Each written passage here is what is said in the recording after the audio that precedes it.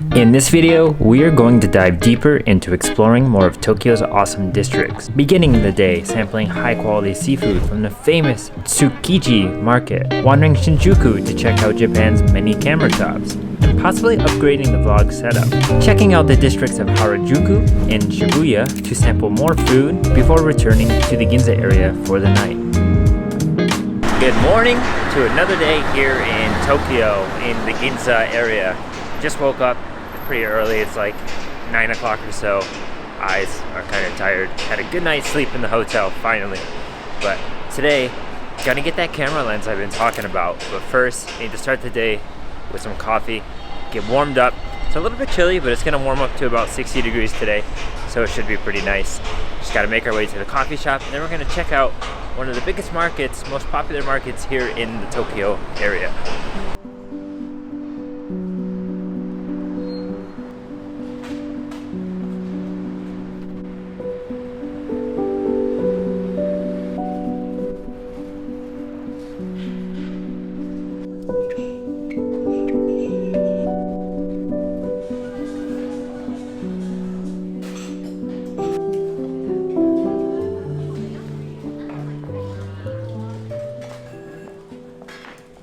With our coffee in hand, we were on our way to the fish market. Tsukiji Fish Market is located near Ginza's upscale shopping district in central Tokyo. What once used to be the largest wholesale fish market in the entire world is now a hugely popular tourist destination for all visitors to the Tokyo region. The market opens earlier and gets crowded quick. Because it is considered the outer market now, all vendors are situated along narrow alleys, allowing you to sample your way through the market easily. At this food town, you will encounter all types of Japanese cuisine. You can choose to sample food from sit-down restaurants, as well as standing alongside everyone else. Most vendors will encourage you to eat after paying. That way the utensils and plastic can be disposed of properly with them. After walking around and being undecisive on what to try first, I decided to jump in and try the Japanese-style egg omelette on a stick.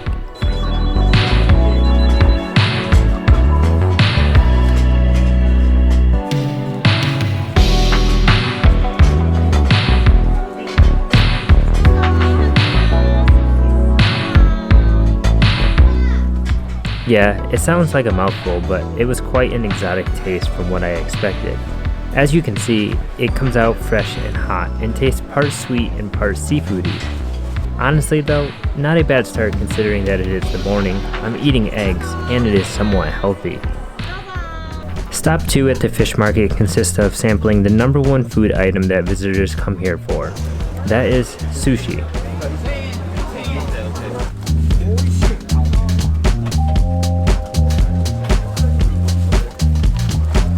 Tsukiji Market has what feels like the freshest seafood you'll ever eat. As you line up to pick and pay for your fish of choice, you can watch the chefs filleting the fish to fill the table with tasty options. For about 2,000 yen, you can choose from a few different options. There is plenty of thinly sliced salmon and tons of tuna to go around, as well as a few others. Now upon walking up to the fish stall, we noticed it was the most busy of them all. There was barely any room to stand, so we stood next to everyone else and began to sample the sushi. Every piece we ate made our mouths water more and more.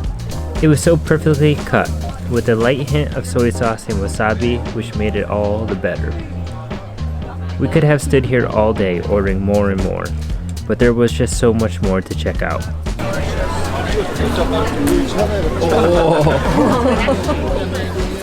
As the late morning went on, the lines began to grow longer and longer, and the streets were filling up. It was becoming much more difficult to choose that next item. So we wandered around saying, "Oh, this looks good. Maybe we should try this. What about that?" And soon enough, before we knew it, the time was about noon. At this point, we were satisfied with the little sampling we did from the Tsukiji market. Well, the Nippon fish market there, the Tsukiji or however you pronounce it, so bad at Japanese.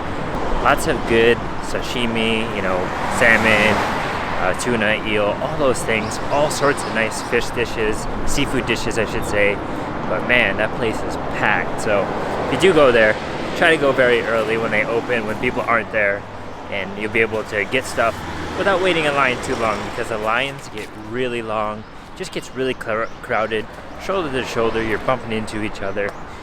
That's the experience. But if you want to go to a place like that and not have so many people around you, definitely go morning time. And the good thing about the market there is the price for everything is relatively affordable. You have some things that are like $10, $15, but that's of some higher quality meat and seafood, so there's definitely something there for everybody. All right, now it's time to head back into the Shinjuku area and hopefully get this camera situation figured out and maybe do some shopping.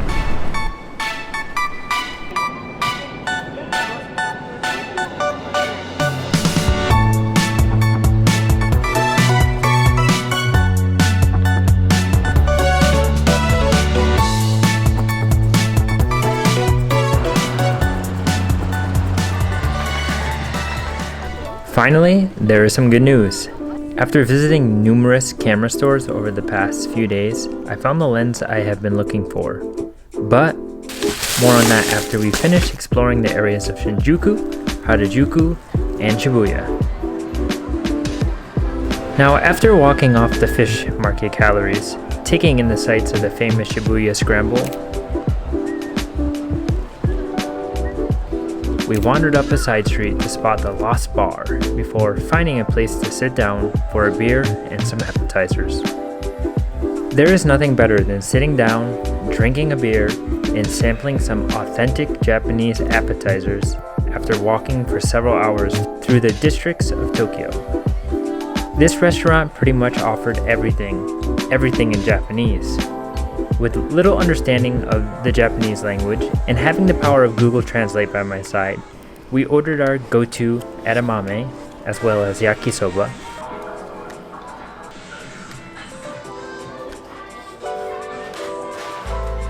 Some very chewy chicken. It was tasty, but chewy.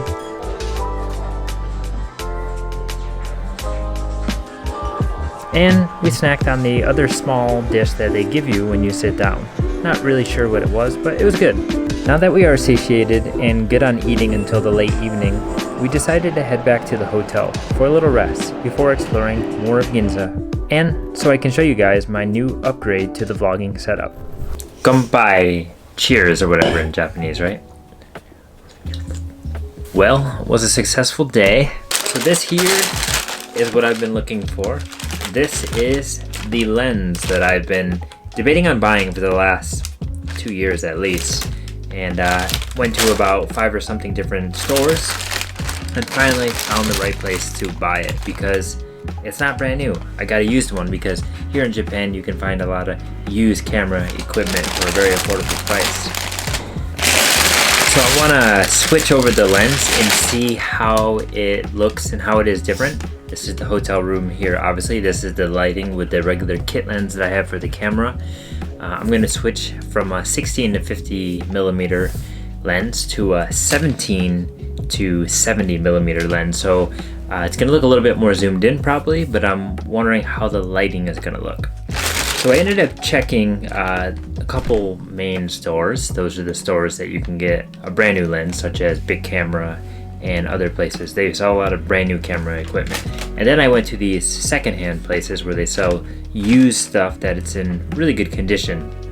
And this one here is called Janpara, which is a popular one. There was a map camera and then a few other ones like a lemon cha camera.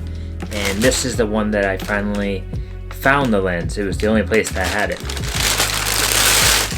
As you can see here, this is the lens. It's quite big compared to the lens on the camera. The lens on the camera is about this big, and this is more than double. So let's see how it is. So here it is. This is the new lens. It's quite heavy. It's really big. It's a Tamron, so it's like a third-party lens for my Sony camera. But this lens, from all the reviews I've read, people say this is one of the best. So I'm really excited to try this. As you can see, there are some markings on it. I don't know if you can see, but some light usage on the zoom ring here, some stuff on the cover here, but everything else looked pretty good. Like the lens itself isn't scratched. It's quite big, so it's got a nice wide angle on it. And yeah, excited to put this on, so let's switch it and see how it looks. And now you can see I got the new lens switched on. Here is the kit lens I was using. It's just a silver 16 and 55 milliliter lens, as I said. Very small, very light, very good for just kind of all around stuff, just traveling around. But now I got this massive lens on it, and I don't know if it looks any different. It looks the same, but I really got to take it outside to test, which I'm going to do soon. But for this lens, the total came to about 68,000 yen. And that was with the tax discount. You know, when you're shopping in another country, you can get tax-free. So 68,000 for a used lens. And the good thing is, this lens had a grade of, I think, A1. And A1 is like meaning it's in very, very good condition, except there's like something minor with it, and that was just some scratches on the outside of it. It goes retail new. It was about 93,500 yen, so you're talking $150 or so more. So it's a pretty good bargain, and now I have a very nice lens to use. I just gotta get used to it. My arm is so hurting already. All right, the verdict is the lighting's actually really good on this lens at nighttime. It does help to have all the nice lights here in Tokyo, but as you can see, the lighting's pretty good. Just the camera's heavy, and I gotta hold it out a little bit farther because it's 1 millimeter closer than the other lens. But definitely looking forward to getting some nice cinematic shots, some photos, and really just testing out this lens because I don't really know the settings too well, so I gotta learn all of those things. And Tokyo is the perfect place for that.